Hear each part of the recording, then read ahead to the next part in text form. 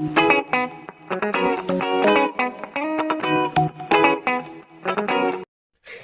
visuals and welcome back to the Visual Guys podcast, and welcome back more importantly to episode 4 of the Visual Guys review WandaVision episode 4, because we're doing a week by week. In case you haven't guessed, you probably already have guessed. I'm assuming if you're listening to this, you've already seen some and got the gist of what we're doing here. Every time an episode of WandaVision airs, the following Sunday, to give you a couple of, a day basically, some time to digest what happened, what went down, and shenanigans.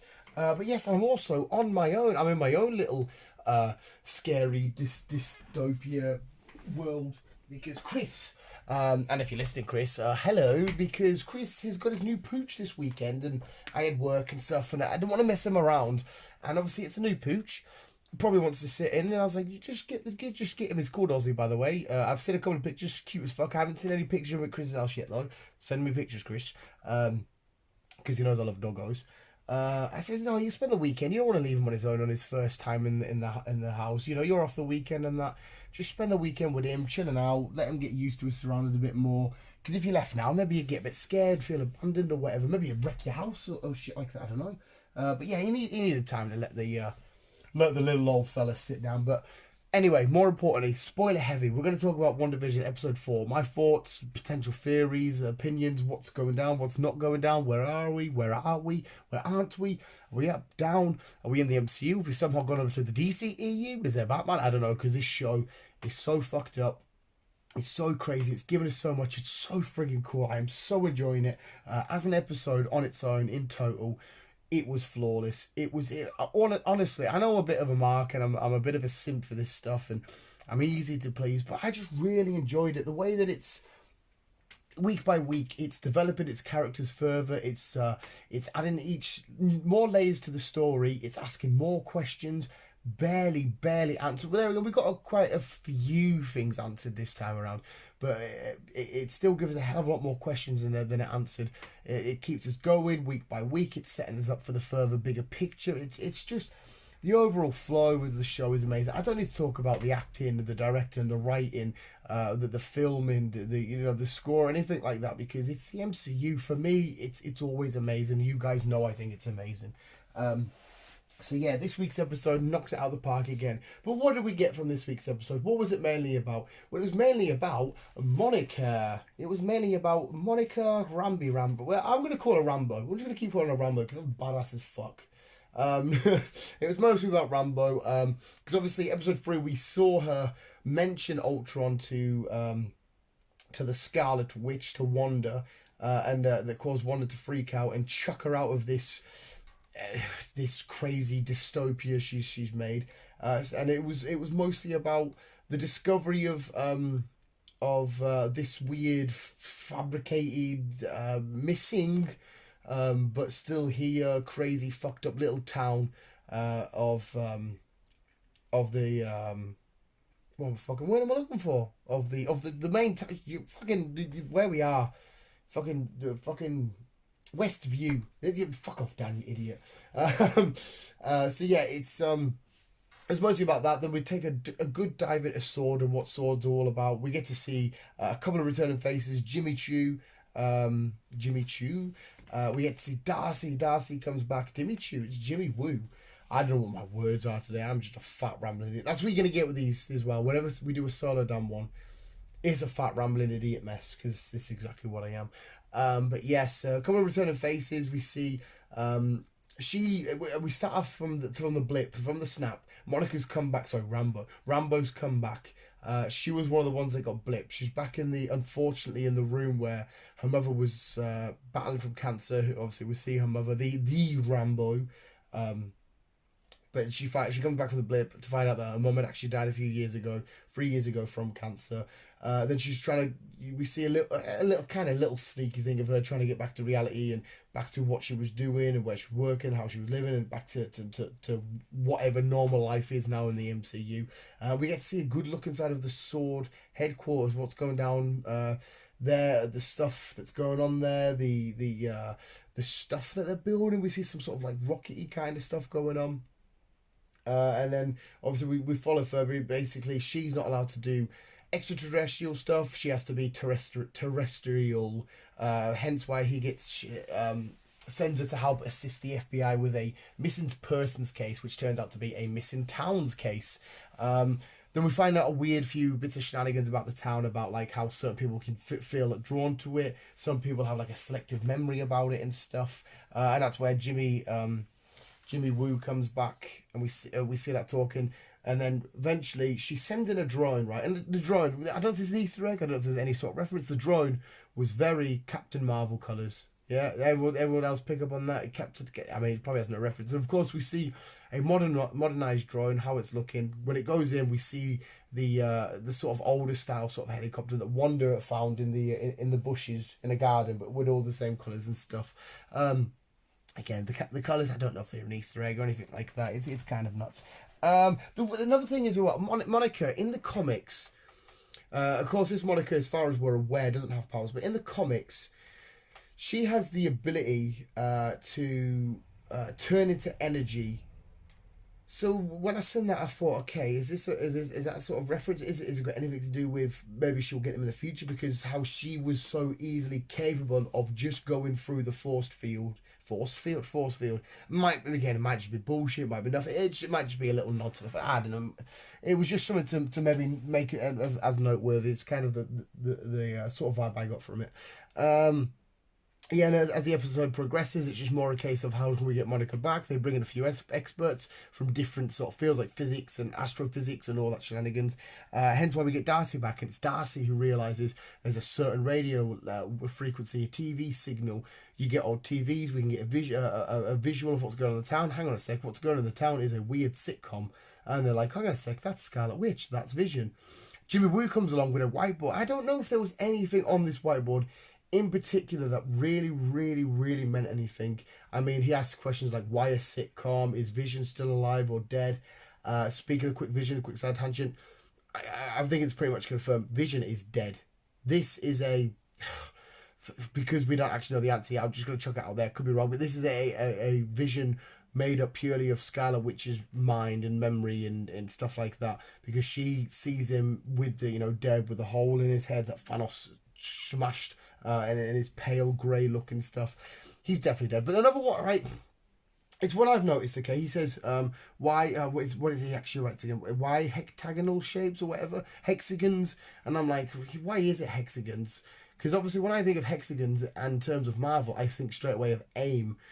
There's a lot of hexagon shape shenanigans going on with AIM, but I highly doubt. I mean, it's possible. I don't know how, where, when, who, or why they would add it this way, but it's possible AIM could have some sort of involvement. You never know. I mean, there's a reason why there's some super smart people writing this, and why I'm just a fan. I'll never get to write this, because they'll make sense of it, and they'll find a way to connect it, if that were to be the case eventually down the line.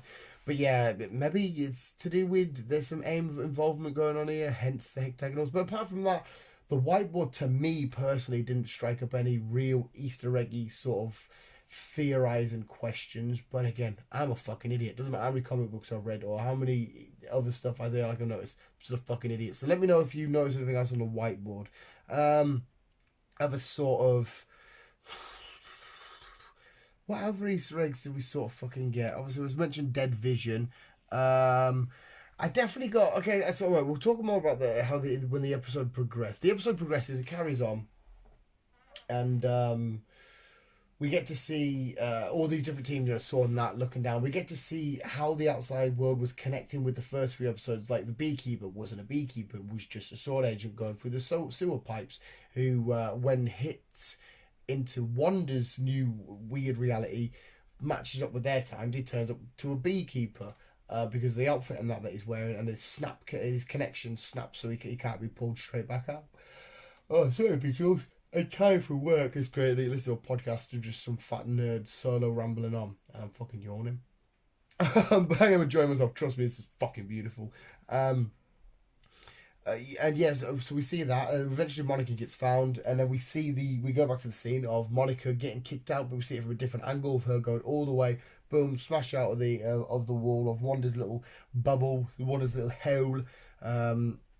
and then her being back in our reality, and everyone's like, well, what's going on? I assume we'll get them sort of questioning her a bit more and trying to get down to the info, what she can remember, what she can't remember. Because remember when she speaks to Scarlet Witch, Wanda, and she's like, oh, Ultron killed your brother. She's sort of doing it as like a question statement, like she's just remembering. So I'm assuming if you enter this world, you completely forget the outside world, like completely and totally, unless your memory gets jogged, because it's stated that the extras in the makeshift fake sitcom are actual real life people that have gone missing. They found them, and in this new world, they've been given an identity and stuff like that. So yeah, I assume once you come in, that's it. Your mind's wiped or whatever. You can't remember anything what's going on. It's fucking bizarre. So there are real people in there living in this weird Wonder made fucking world. Who else we got? Yeah, like I said, Darcy come back. It was cool seeing her. She was quite important to getting us inside of the dome, or whatever we're going to call it, and see what it's like and how we can connect and speak. Find out that it's Jimmy on the radios, Wanda, who's doing this to you, yada yada yada. I got very right. I want to jump straight into that, actually. When Wanda chucked out Rambo, she was very, very, very, very scary looking. It wasn't just like you mentioned that, get away. It was quite menacing and fearful, and there was a lot of anger, and it felt like she literally could snap at any fucking moment. And like even when Vision comes back in, it's like, Wanda darling, was everything all right? Where's Monica? Oh, she's gone. And she's like, are you going to lose your shit? Because we really can't afford that because you're so powerful. It definitely gave me House of M vibes. 100% I got a lot of House of M vibes. It was freaking scary and weird and chilling. I fucking love Elizabeth Olsen. She's absolutely smashing it. Again, still a hell of a lot of Mephisto vibes going on. I tried to decipher numbers that I seen around, like I always try and do, and usually come up with now. The cop's license plate, it said 966, and I thought, I'll turn the 9 upside down at 666. There's the devil, but I don't think there's any connection. I'll tell you what as well, when Monica wakes up, she's in room 104, which is an important Avengers issue, where they team up with the X-Men, and there's, what is it again? There's weird Sentinels. There's something wrong with them. They're like strapped or being controlled by Scarlet Witch. And the X-Men and the Avengers team up in Avengers 104. Fuck knows if it means out. Probably not. I'm just chucking it out there. But yeah, I was thinking as well the other day. This kind of theory fucks it up a little bit. I was speaking to a mate at work, and the other day in the shower, as you do, thinking about WandaVision, I was thinking to myself, I was like, hang on a sec, right? We've talked about, is somebody doing this to her? Is it just her? What's going on? Is a manipulation going at hand? And this rewinding crack, I've always said was her, but what if it actually isn't her, right? So when are we going to rewind, a new cut, a new take? Like I said, episode 4 semi-debunks this, but anyway, what if it's a different take? Okay, right. So initially I thought all of these are her memories and stuff like that made up. It's the made-up world that she has physically made. So when I'm like, is Vision dead or whatever? And then when we got like the Vision snapping out of stuff and saying, yeah, you're right. Saying, yeah, you're right. There's something going wrong here. I'm like, well, if this is her memory, why would she get one of her memories, the Vision, to snap her out of it? But then on the second hand, I thought, hang on a sec. What if that Vision is her memory and it is trying to snap her out of there because she truly is being manipulated by something, Mephisto, whatever, and sometimes every now and then her memory will come back to life and say, yeah, this is a bit dodgy, and then Mephisto rewrites it. What if that's the case? I mean, again, this episode would debunk it, because from what I took away from this, that's why I'm loving this show as well, because it's a case of you think stuff, you fear, and think, yeah, I'm on the right track here. The next episode comes out and says, fuck you, you prick, you're wrong. This is the way it's going. And then it taps topsy-turvies. We found that basically, if what I got from this episode, she wandered into this town or whatever, and then she just sort of maybe sat there. Like maybe after all this shit, she just found herself wandering down a road, not knowing where to go, who to see, who to talk to, what to do. And she just remembered this little town. She went, I'm just going to make my own world. And then some outer being realised she was vulnerable, slipped their way into her mind. So she then created it, and she's doing all this shit. She's making up this whole fake, made-up world. And because, like I said, a few of the characters in it are still a bit fucking dodgy. Yeah, it is slowly manipulating and keeping it there. But on the other hand, the vibe you got from this was she went into this like town or whatever, made this reality herself. Like the neighbors saying to Vision, like, Vision, you gotta be careful because Monica's not from here. She hasn't got a home. She's an outsider. She just came. Why would memories need to warn other memories though? But anyway, sticking on the same theory, maybe it is just her and she has just done this. There is no big bad villain at play here, and she is doing this to herself. It's all in her head. She's made her own perfect little world, but every now and then, people might interfere, like Monica and stuff, and cause some aspects of her mind to reawaken. Or maybe it's her own mind, like when Vision says, this isn't right. Maybe it's her own mind trying to say, like, the good side of her mind saying, listen, we're good, we shouldn't do this, we should snap out of this and get back to what is a true reality. Maybe that's the case. I don't know. I fucking love this show for what it's doing and making me think. I think maybe I should end it there though, visuals, because like I said, I'm on my own, doing a lot of rambling. I don't want to completely bore you. At least when Chris and B are here, we can bounce at each other and redirect off each other and stuff, and have a good think and a good talk and all that. But there's a couple of little theories, a couple of little breakdowns. The show was amazing. Still get a 10 out of 10. Absolutely awesome. Fucking love it.